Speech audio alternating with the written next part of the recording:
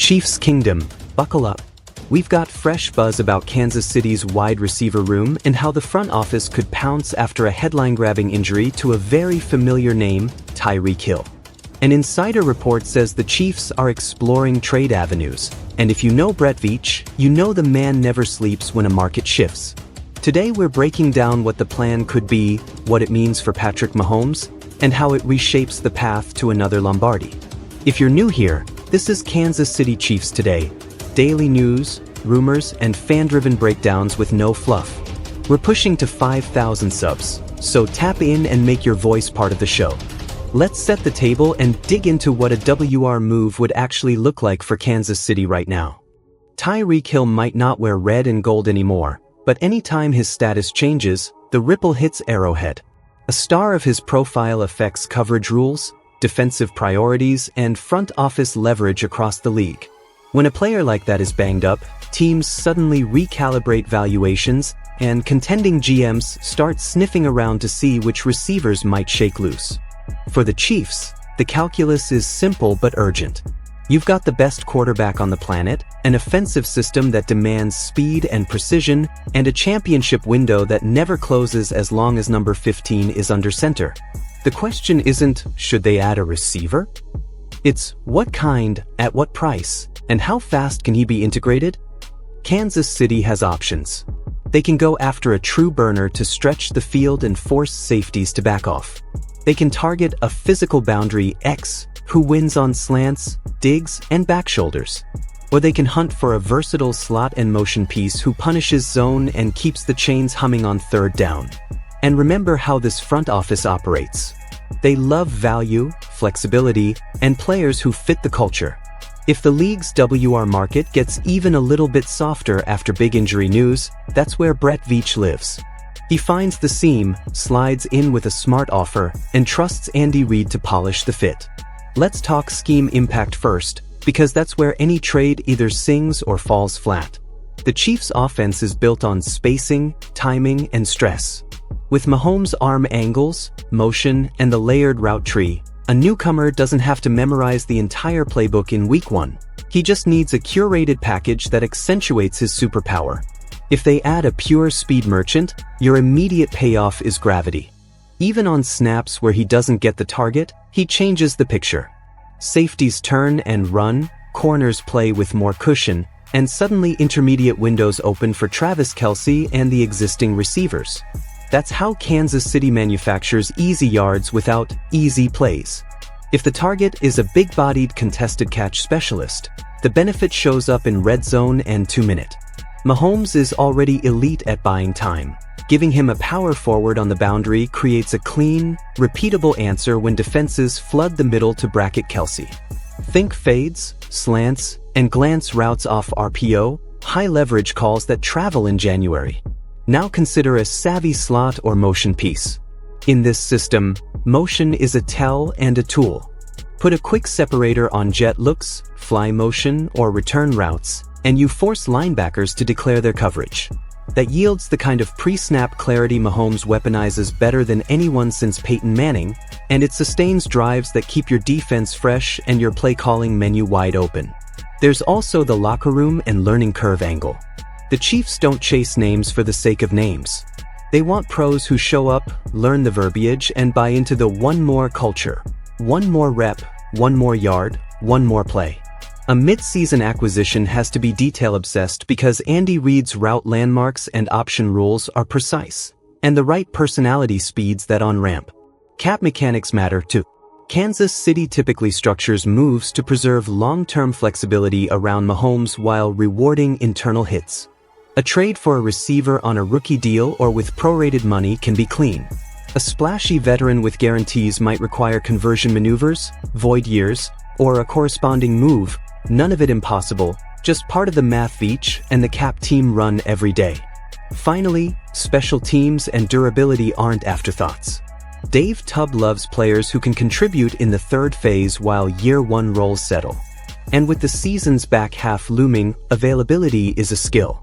The Chiefs will weigh medicals as heavily as measurables. So what might the actual approach look like? Step 1 is mapping the league by seller profile.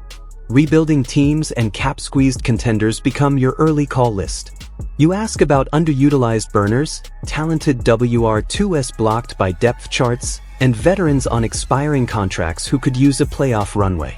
Parallel to that, the offensive staff curates Day 1 installs, tailored to different archetypes. For a speed guy, you sleeve verticals, deep overs, and motion into stacks to free releases. For a big body, you build the quick game ISO menu, slants, hitches, in-breakers, plus red zone fades and slot fades. For the slot savant, you script option routes at 3 depths and sprinkle in jet influence to mess with second-level eyes. Then you plug those packages into Kansas City's existing personnel groups. You can stay in 11 personnel with Kelce as your matchup engine, or toggle into 12 with tight end flexibility to create condensed splits for pick routes.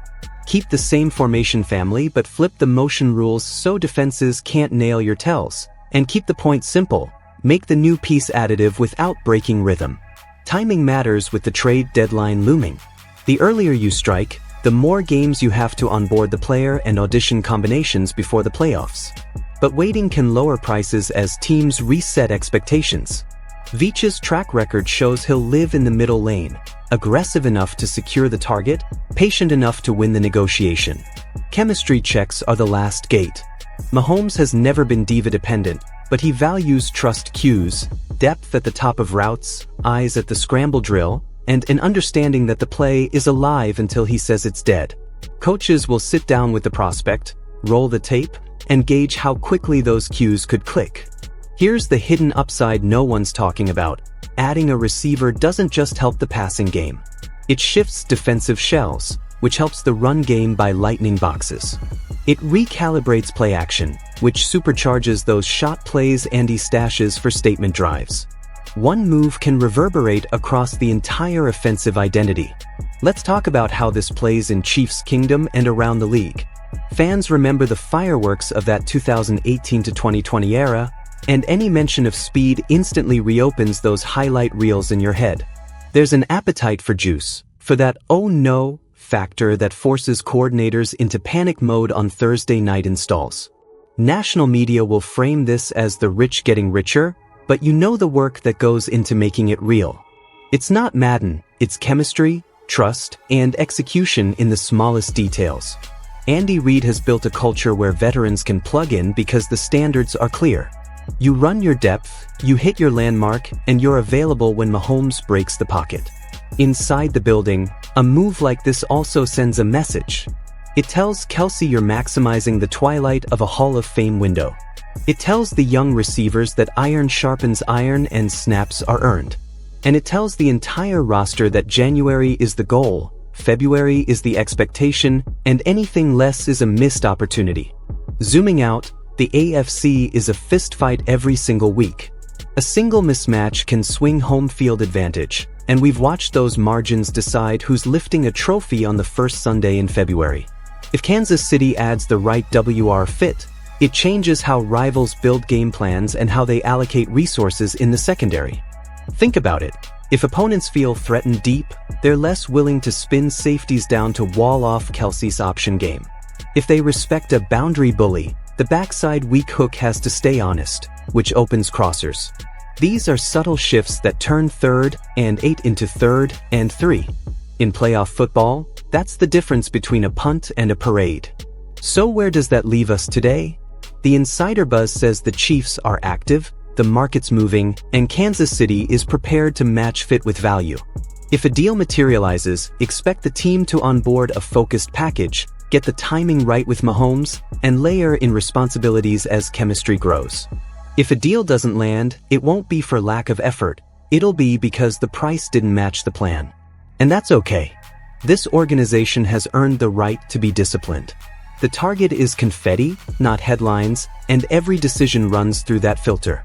Either way, the message is clear, the window is open, and the front office is looking straight through it. Stay locked in here because the second something breaks, we'll be on it with instant reaction and film-backed breakdowns. If you're rocking with us, do the simple things that make a massive difference. Hit subscribe, turn on notifications, and tell a fellow fan about the show. Drop your takes in the comments and join the road to 5,000 subs here on Kansas City Chiefs Today.